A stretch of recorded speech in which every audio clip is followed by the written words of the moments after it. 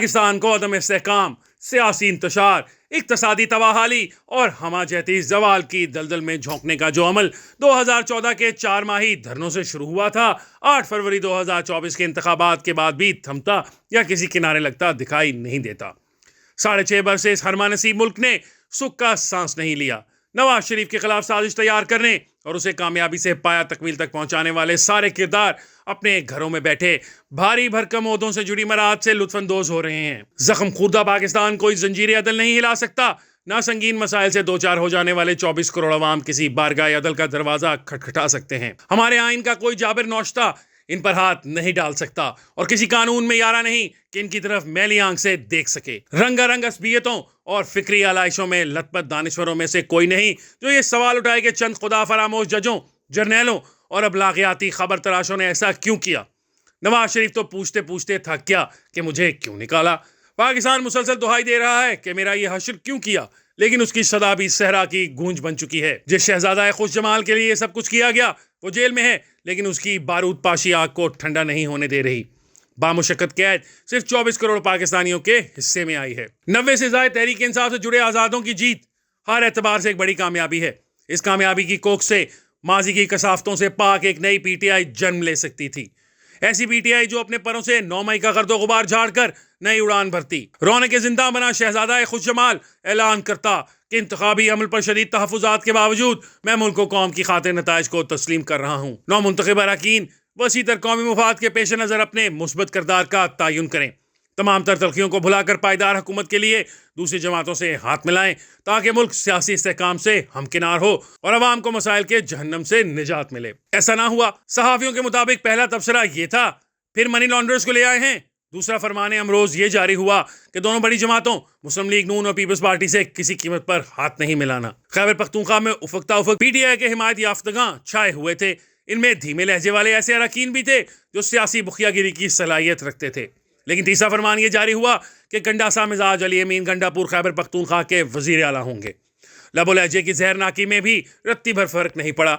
हफ्ता भर कबल बिलावल भुट्टो जरदारी की प्रेस कॉन्फ्रेंस में शायद ही पीटीआई पर कोई नारवा हमला किया गया, लेकिन सर शाम तहरीक इंसाफ ने तहरीरी रद्द अमल जारी किया। जरा सूबे बयान की शाइस्तगी और शुगुफ्तगी पर एक निगाह डालिए और सोचिए कि क्या ऐसी तेजाब पाश सोच से किसी सुलह जोई की तवक्को की जा सकती है।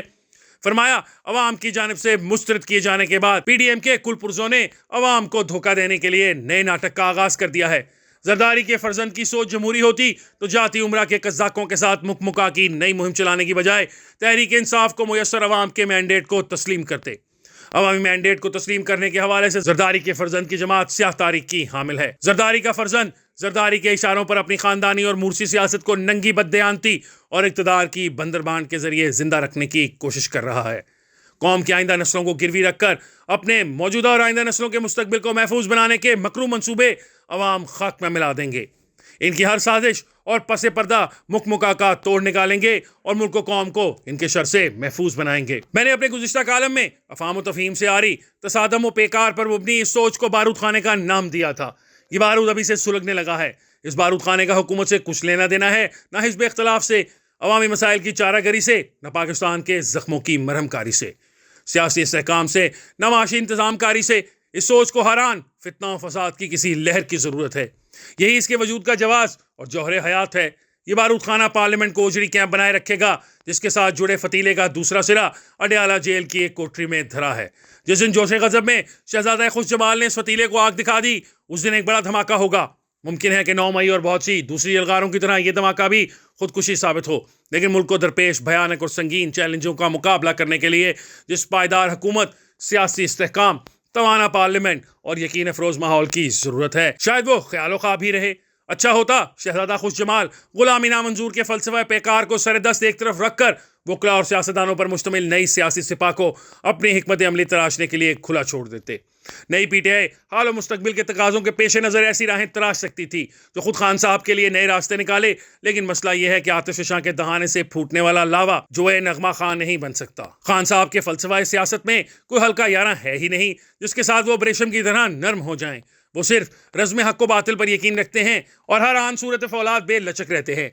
मसला ये आन पड़ा है कि उनकी मीज़ान हक़ व बातिल में हक़ सिर्फ वो खुद हैं और बाकी आलम तमाम सरासर बातिल है। अपनी इंतखाबी फतह को भी उन्होंने गुलामी नामंजूर का नाम दिया है। سو کوئی کچھ بھی کہتا رہے، پی ٹی آئی جمہوری نظام کا معنی خیز اور تعمیری پرزہ بننے پر آمادہ نہیں. سو اس نے برسوں پر محیط سیاسی تنہائی سے نکلنے کا فیصلہ کیا بھی تو سر کے بل چلتی صرف سکوچائے رکیب میں پہنچی، جہاں سے اسے اپنے اوجڑی کیمپ کے لیے چٹکی بھر بارود ملنے کی توقع تھی. ان حالات میں مسلم لیگ نون، پیپلز پارٹی، ایم کیو ایم، جمعیت علماء اسلام اور دیگر تمام جماعتوں پر اسمبلی بچانے، سیاسی استحکام لانے اور قوم و ملک کو درپیش مسائل حل کرنے کی گراں بار ذمہ داری عائد ہوتی ہے. کیا وہ محدود سیاسی اہداف سے بالاتر ہو کے اس ذمہ داری سے عہدہ برا ہو سکیں گے؟ اس سوال کے جواب میں پاکستان کا مستقبل چھپا ہے. وہ 2017 سے گہری دلدل سے نکل پائے گا یا مزید دھنستا چلا جائے گا؟ کیا ہی اچھا ہو اپنی سرشتے دشت کا شو کر ملک و قوم پر رحم کھائے، وسیع تر پارلیمانی بندوبست کا حصہ بن جائے، 9 مئی کے آشوب سے نکل کر 8 فروری کی کامرانی کو سرمایہ فکر بنائے، اور اگر ایسا کرنا اس کے لیے ممکن نہیں تو پارلیمنٹ کے اندر اور باہر مہذب اپوزیشن کے طور پر تعمیری کردار ادا کرے. اگر پی ٹی آئی شریک فتنہ و فساد ہونے کی عرضی لیے دیرینہ حریفوں کی دہلیز پر سجدہ ریز ہو سکتی ہے، تو زخم پاکستان کی مرہم کاری کے لیے جمہوری قوتوں سے کیوں ہاتھ نہیں ملا سکتی؟